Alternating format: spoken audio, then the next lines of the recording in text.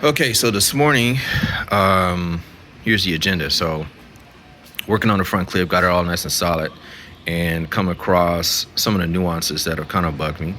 So, some of the decisions that I did make this morning was dealing with Porsche's issue of that front fender coming all the way down to meet the front bumper.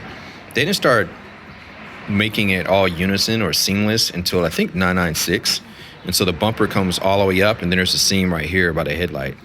And so all the C2 and back or earlier years, you got like this gap between the hood and the front bumper.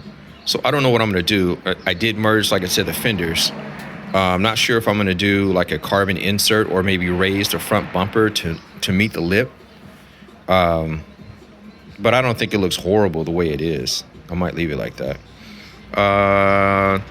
So many examples of what I use the roofing paper for. I've mentioned this in a couple other videos, but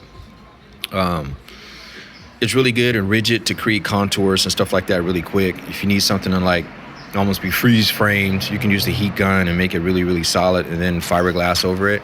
And then the fiberglass doesn't stick to it, so you can always remove it.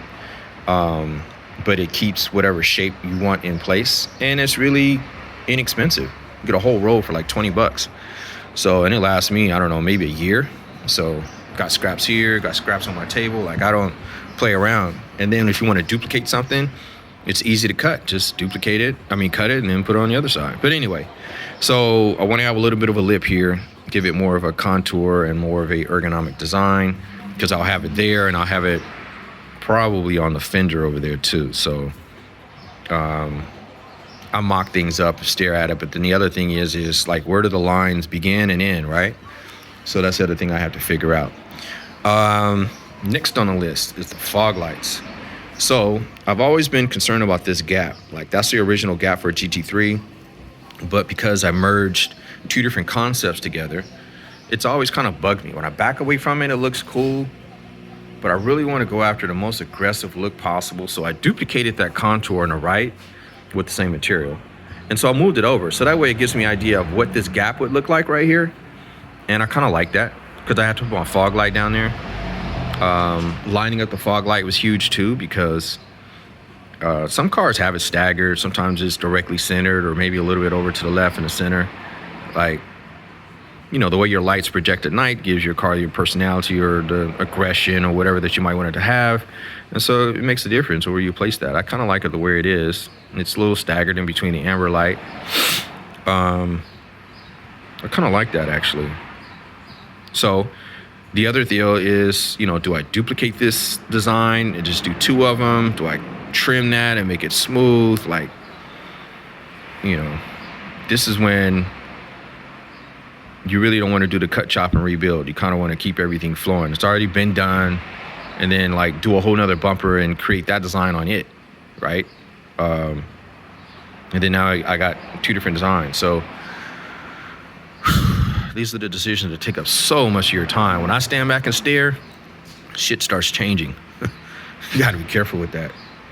But anyway, that's where I am today. But everything works on the front now. Everything's wired up.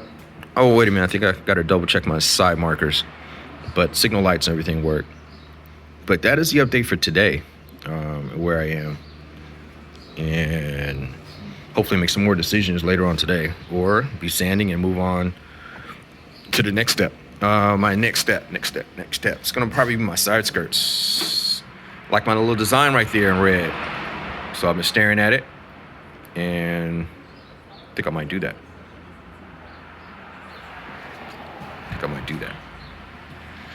In any case,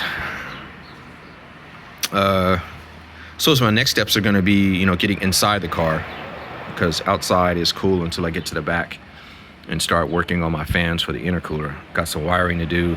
Still got to wire up my TPS system. I got a few things to wire up. So I'm going to try to work my way back on the car. And let's see what else I got.